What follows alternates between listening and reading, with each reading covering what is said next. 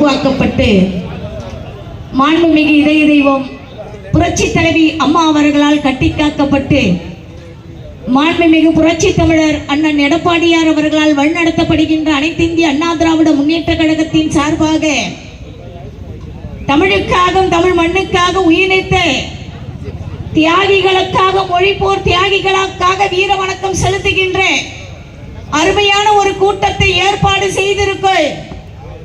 இங்கு தலைமை பொறுப்பை ஏற்று அமர்ந்திருக்கக்கூடிய திருவள்ளூர் வடக்கு மாவட்ட மாணவர் அணி செயலாளர் பாசமிகு சகோதரர் ராகேஷ் அவர்களே, எந்த ஒரு நிகழ்ச்சியாக இருந்தாலும் முன்னிலை இல்லை என்று சொன்னால் தன்னிலையே இல்லை என்ற வகையிலே சிறப்பான இந்த கூட்டத்திற்கு முன்னிலை பொறுப்பை ஏற்று அமர்ந்திருக்கக்கூடிய திருவள்ளூர் வடக்கு மாவட்ட கழகத்தின் ஆற்றல் மிக்க செயலாளரும் பொன்னேரி தொகுதி முன்னாள் சட்டமன்ற உறுப்பினரும் மரியாதைக்கினிய அண்ணன், ஒரு வருஷத்துக்கு 365 நாள் இருக்குன்னு சொன்ன அந்த 365 நாளும் ஒரு மனிதர் ஏதாவது ஒரு உதவியை தினமும் செய்ய முடியும் என்று சொன்னால் அது சிறுனிய பலராமன் அண்ணனால் மட்டும்தான் முடியும்.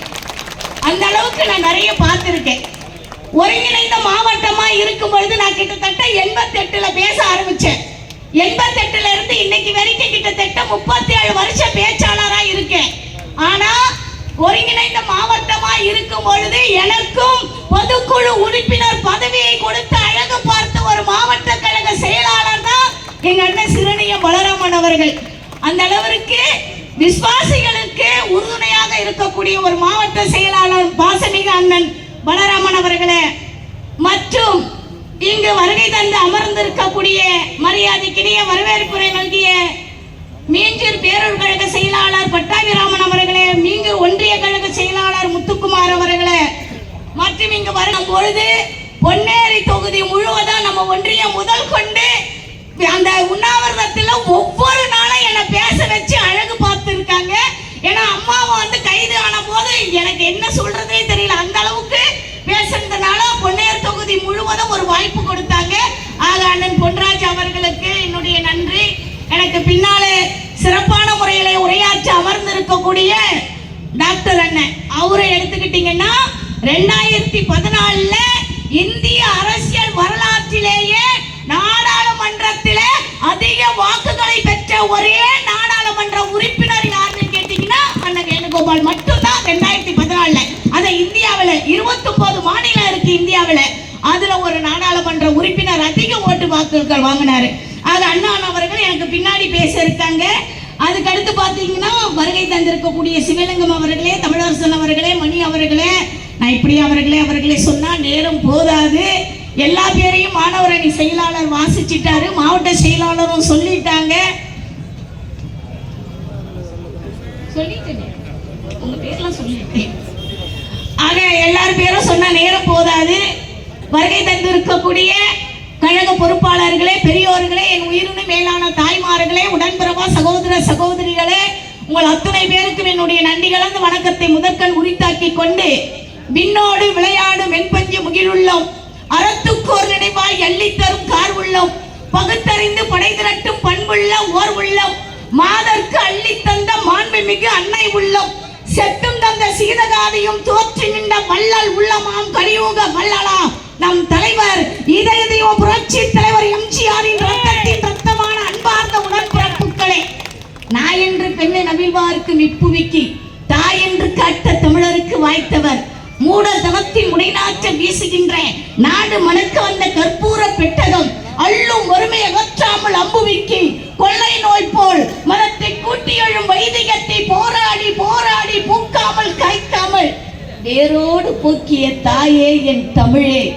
வேண்டாத சாதி இருட்டு வெளுப்பதற்கு தூண்டாய் விளக்காய் துளங்கிய பெருமாட்டி, புண்ணில் செலவெடுக்கும் பொய்மாந்தர் கூட்டத்தை கண்ணில் கனல் சிந்தி கட்டமைக்க வந்தவர், தாயுள்ளம் தனிலொன்ற இன்பம் உன்னில் தன்னலமே இல்லாததால் இந்த தமிழ்நாட்டு மக்களுக்காக தன்னையே அர்ப்பணித்து மறைந்தும் மறையாமல் தமிழ்நாட்டு உள்ளங்களிலே வாழ்ந்து கொண்டிருக்கக்கூடிய இதய தெய்வம் புரட்சி தலைவி அம்மா அவர்களின் போர்ப்படை தளபதிகளே, அத்துணை பேருக்கும் என்னுடைய நன்றி கலந்த வணக்கத்தை மீண்டும் ஒரு முறை சிறந்தாழ்த்தி தெரிவித்துக் கொண்டு, ஒரு சிறப்பான பொதுக்கூட்டம் பல ஆண்டுகளுக்கு பின்னாடி மீஞ்சூர்ல போட்டிருக்காங்க.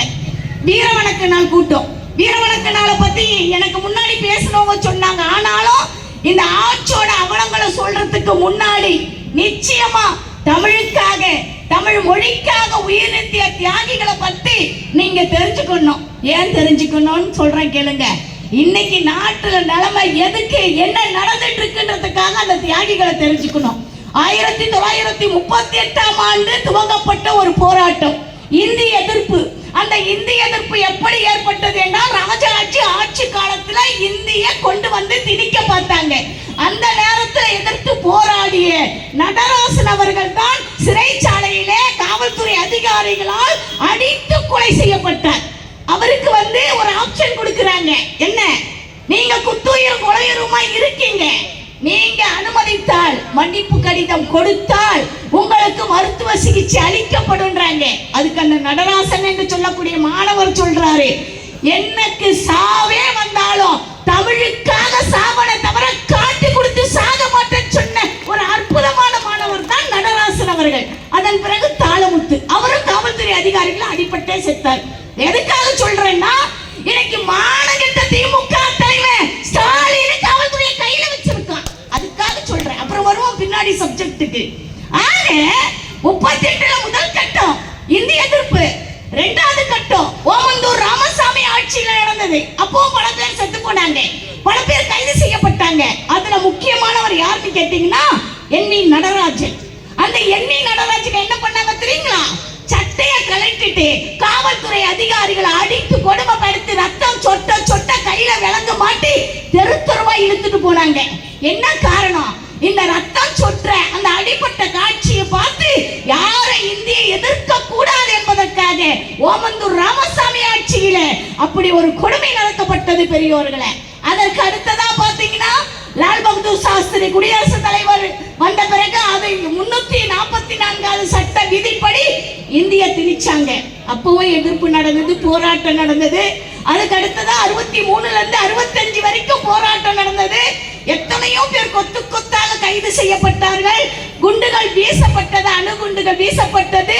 துப்பாக்கி சூட்ல பாத்தீங்கன்னா ராஜேந்திரன் என்று சொல்லக்கூடிய மாணவன் காவல்துறை அதிகாரிகளால் துப்பாக்கி சூட்ல செத்து போனா. இப்படி நிறைய பேரை சொல்லிட்டு இருக்கேன். அந்த பேர் கூட நான் நிறைய பேர் இருக்கு எழுதிட்டு வந்திருக்கேன். கீழாப்பாவூர் சின்னசாமி முதல் கொண்டு தாளமுத்து நடராசன் எல்லாமே எனக்கு முன்னாடி மாணவர் அணி மாவட்டம் வாசிச்சுட்டாரு. அதனால திருப்பி அதையே வாசிச்சணும், நேரம் போதாது. ஆகையினால இப்படி தமிழுக்காக, தமிழ் மண்ணுக்காக உயிர் நீத்திய தியாகிகளுக்கு நன்றி செலுத்துகிறோம் சொன்னா ஒரே ஒரு நிமிஷம் சிந்திச்சு பாருங்க. இந்த மானகெட்ட திமுக கருணாநிதி ஆட்சியில் நடந்தது என்ன?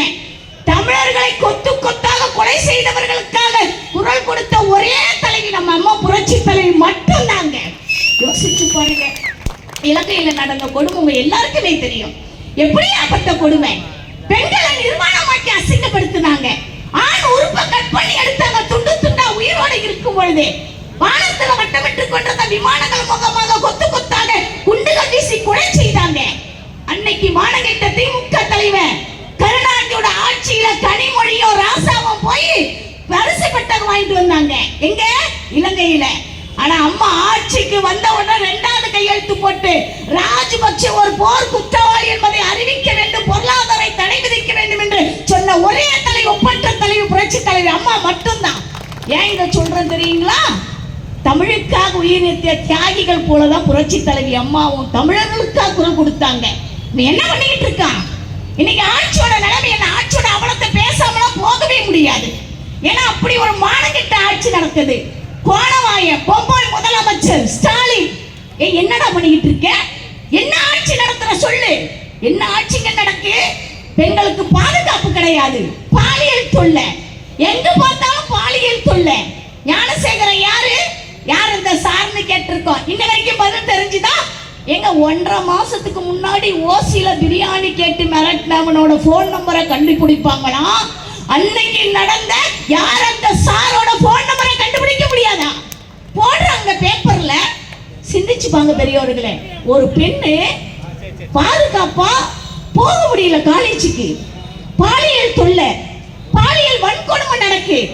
நீங்க இங்க இருக்கிற பெண்களை பார்த்து கேட்கிறேங்க, ஒவ்வொரு பெண்ணும் கர்ப்பமாகும் பொழுது எவ்வளவு ஒரு சூழ்நிலை, எவ்வளவு ஒரு கஷ்டத்தை அனுபவிக்கிறீங்க சொல்லுங்க.